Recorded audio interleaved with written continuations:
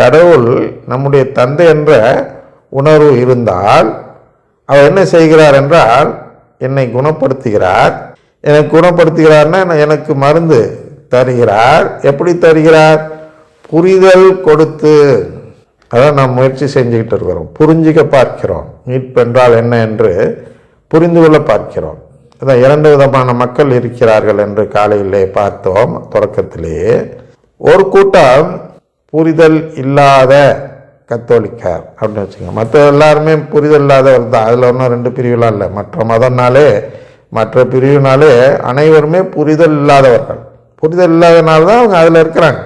அதில் ஒன்று இது உண்மையான மதம், அது போலியான மதம் என்றோ, இது உண்மை கடவுள் அது போலி கடவுள் என்றோ அதெல்லாம் இல்லை.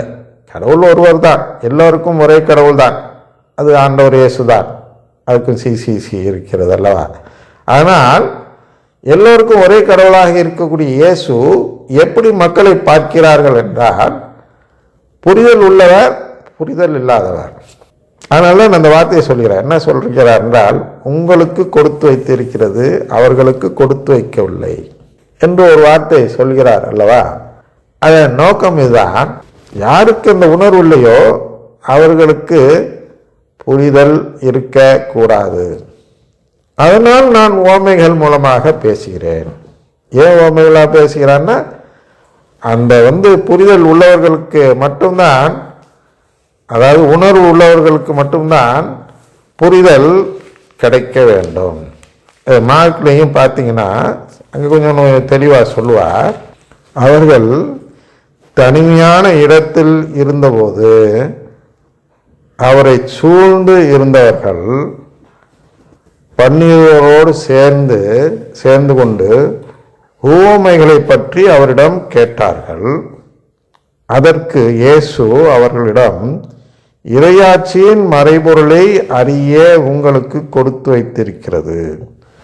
புறம்பே இருக்கிறவர்களுக்கோ எல்லாம் உவமைகளாகவே இருக்கின்றன. பாருங்க, இதில் எதை கவனிக்க வேண்டும் என்றால் புறம்பே இருப்பவர்கள். அப்ப இயேசு எப்படி பார்க்கிறார்? 2 விதமாக தான் மக்களை பார்க்கிறார். ஒன்று உள்ளே இருப்பவர். உள்ளேன்னா இப்போதான் CC1 வாசி காட்டேன். உள்ளே என்றால் என்ன? குடும்பத்திற்கு உள்ளே, திருச்சபைக்குள்ளே அந்த எக்ஸ்கம்யூனிகேஷன் ஆகாத நிலையில் இருப்பவர்கள். அவர்கள் உள்ளே இருப்பவர்கள்.